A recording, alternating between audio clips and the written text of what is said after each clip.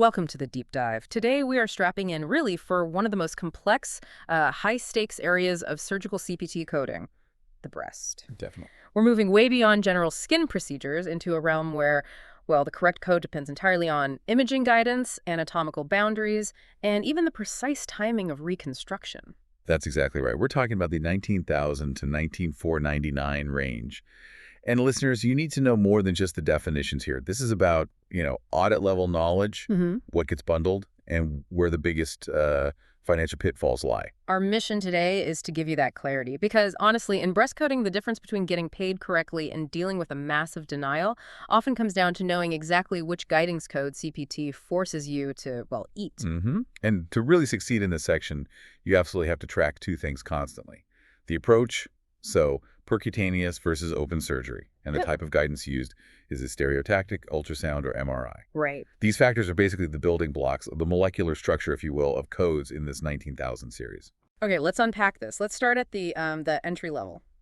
Simple diagnostic procedures.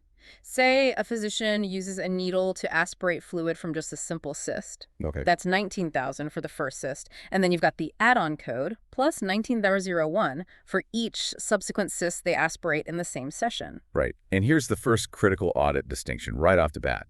When you're reporting 19,000 for that simple aspiration, if the physician uses imaging guidance like, say, ultrasound, which is 76942, or maybe fluoroscopy, 77002, those guidance codes can be reported separately. They can be. Yes.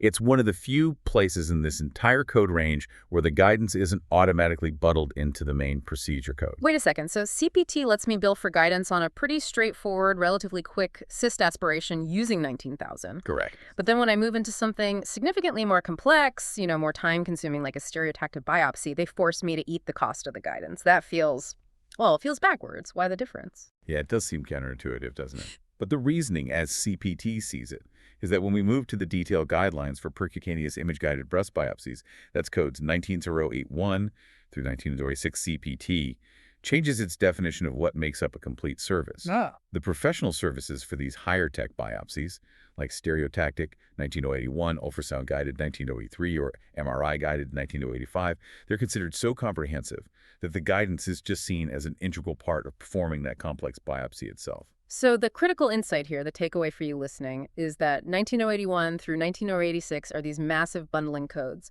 What exactly is included in that single code then, besides just the biopsy itself? They are really all-inclusive. Take 19081, the stereotactic one. That single code includes the biopsy, obviously, but also the placement of any required breast localization device. Doesn't matter if it's a simple clip or a metallic pellet. And it includes the imaging needed to confirm you got the specimen, like specimen radiography. Wow, okay. So the bottom line is, if you bill 19081, you absolutely cannot separately report those guidance codes like 77002 for fluoro, 76942 for ultrasound, or 77021 for MRI guidance for that same lesion. Trying to unbundle that guidance is probably one of the quickest ways to trigger an audit in breast coding. That distinction is absolutely paramount. Okay, now let's add complexity. What if the surgeon is taking biopsies from multiple lesions during the same patient encounter? Good question. It depends on the guidance. If the surgeon uses the same imaging modality for a second or third lesion, let's say they use ultrasound to biopsy 3 separate suspicious masses. Okay. You report the primary code for ultrasound guidance, 19083, just once. Then for each additional lesion biopsied using that same ultrasound guidance, you use the specific add-on code, which is plus 19084 in this case. So you stick with the primary code once, then the add-on code for each extra one using the same tech. Exactly. You use the relevant add-on, plus 19082 for additional stereotactic, plus 19084 for additional ultrasound, or plus 19086 for additional MRI-guided biopsies. But the strategy flips if they switch tools, right? So if they biopsy one lesion using ultrasound, that's 19083, and then they find another lesion that really needs MRI guidance, 19085, all in the same session, you'd report both primary codes then. Precisely. You would report both 19083 and 19085.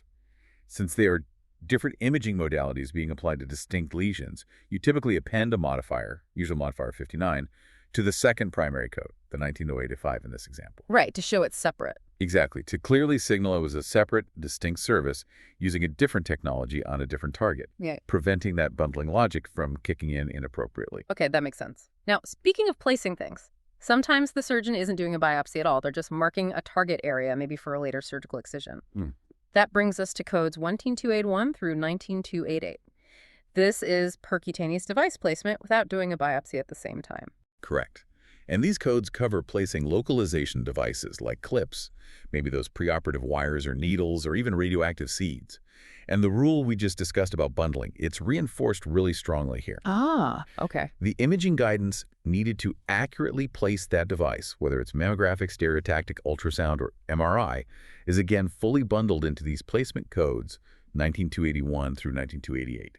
You really have to think of almost the entire 19,000 series. Once you get past that simple aspiration code 19,000 as being highly packaged deals. Highly packaged, I like that. Okay, before we transition fully to excision, let's just briefly touch on an interesting one that sort of bridges introduction and treatment.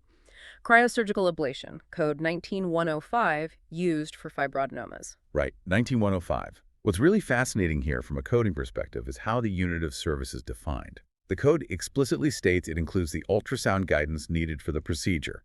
No separate billing for U.S. guidance there. Okay, bundled again? Bundled again. But here's the key operational detail.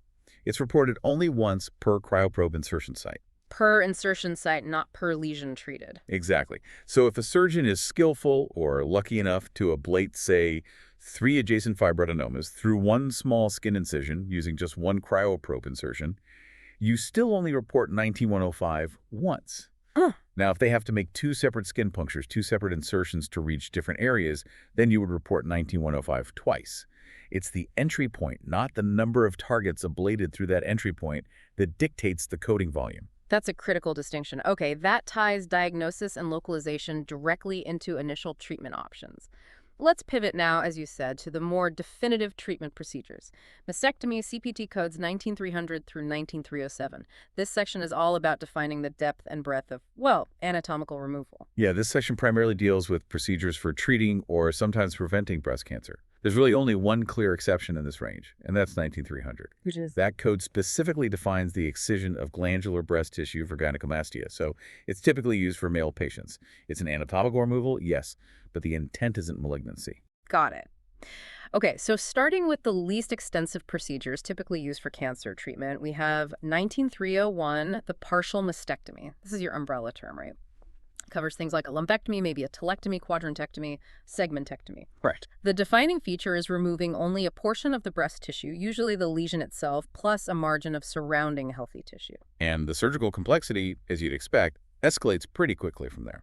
If that partial mastectomy, the 19301 procedure, is supplemented by doing a complete axillary lymphadenectomy, meaning a formal dissection and removal of lymph nodes in the armpit area. Okay, adding the nodes. That bumps the code up to 19302. Yeah. So partial breast tissue plus the axillary nodes. Makes sense.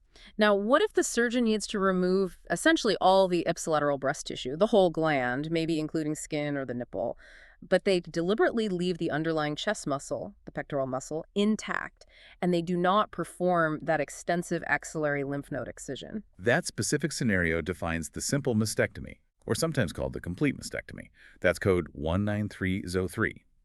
Total gland removal, but excluding the muscle and the formal node dissection.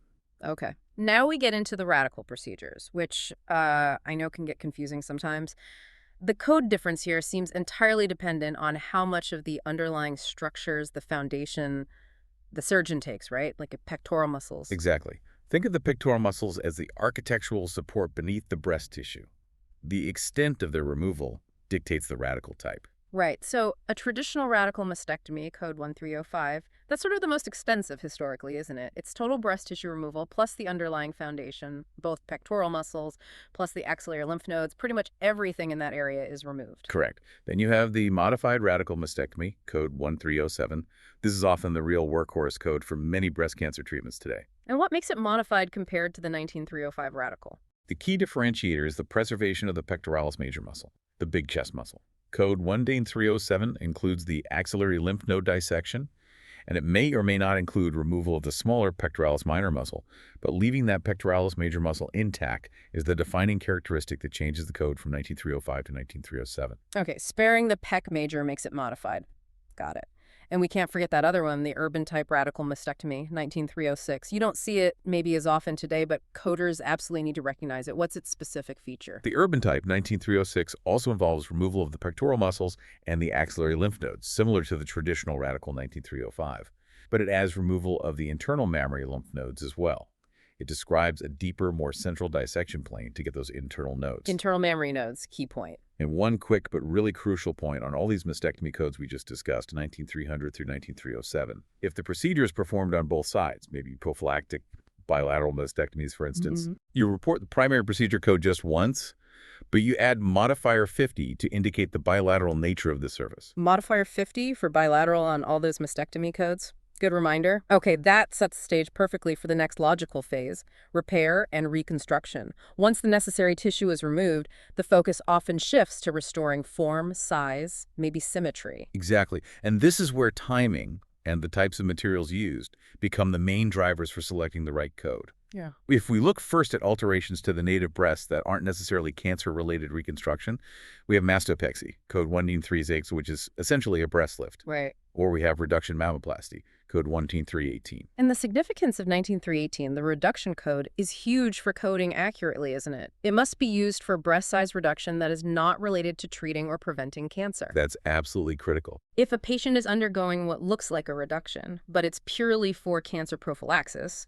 or maybe as part of treating malignancy in a large breast, you generally look towards the partial mastectomy codes, like 19301 or 19302, even if the cosmetic result resembles a reduction. The intent behind the tissue removal is what drives the code selection here. Precisely. Intent is paramount for 19318.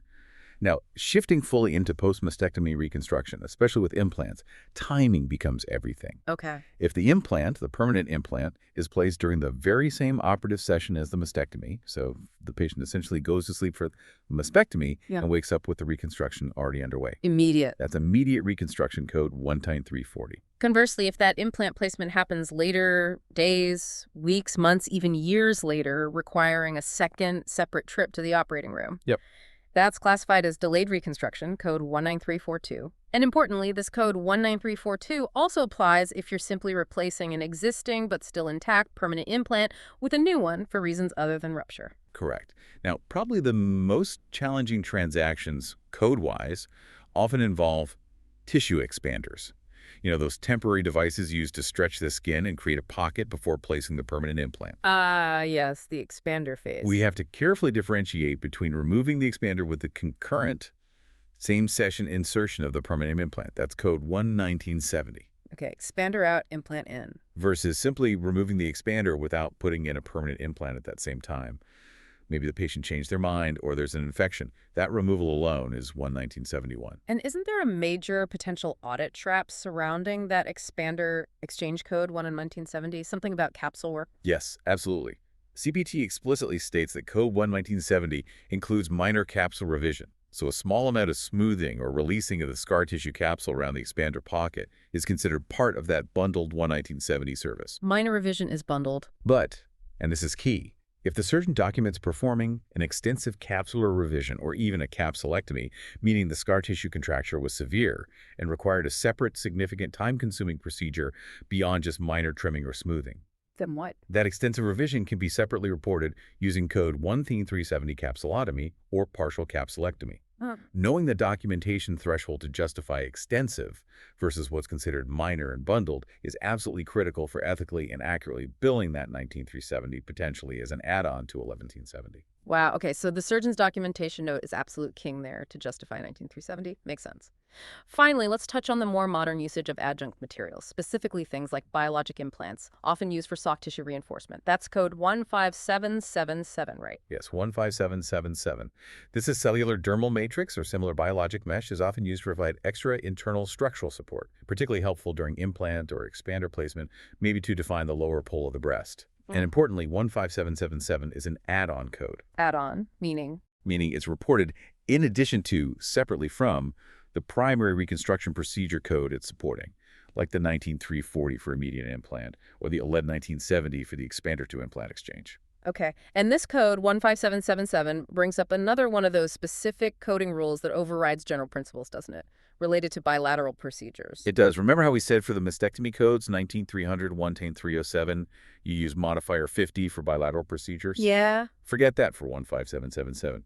If you use biologic mesh for reinforcement during bilateral breast reconstruction, you must report the add-on code 15777 twice Once for the left side, once for the right side, perhaps with LTRT modifiers or on separate lines depending on pair preference.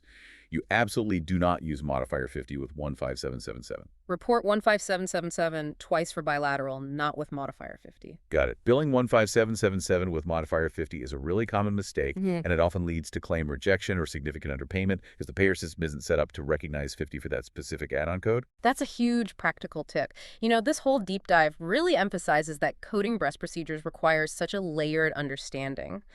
First, you need that precision regarding the diagnostic approach and all those inherent bundling rules we talked about. Second, you need meticulous anatomical boundary setting in the treatment phase, knowing exactly what defines each type of mastectomy. And third, it requires careful tracking of the surgical phases and the materials used during reconstruction. Absolutely. We've seen how CPT demands really precise anatomical definitions just to distinguish a modified radical mastectomy, 19307, from a traditional radical, 19305. And how the intent behind what looks like a reduction procedure completely changes the code, moving you away from 19318 perhaps. Yeah. The overarching theme is definitely that the payer wants a complete, accurate narrative of the procedure from the initial guidance used right through to the final tissue removed or reconstructed. And that narrative, as you said, must meticulously track the sequencing. The difference between a Lennington 70 and a Lenny 171 for expander removal, or 9340 versus 19342 for implant timing. It just shows that every step of the patient's reconstructive journey often has its own distinct coding phase that has to be understood, documented, and billed independently. Well put. The staging is critical. Yeah. And, you know, given the real intensity of that staged approach often required for complex breast reconstruction, managing tissue expanders, maybe performing separate capsular revisions, dealing with immediate versus delayed placement decisions, these detailed CPT distinctions really underscore the complex, multi-step planning required to restore patient anatomy and, importantly, confidence. It makes you wonder, if breast coding requires such meticulous phase staging to capture the full surgical journey, what other complex areas of the body, maybe like extensive phase treatment for severe burns or multi-stage spinal fusions, require equally high-stakes sequential coding? That's definitely something for you, the listener, to think about as you apply this knowledge.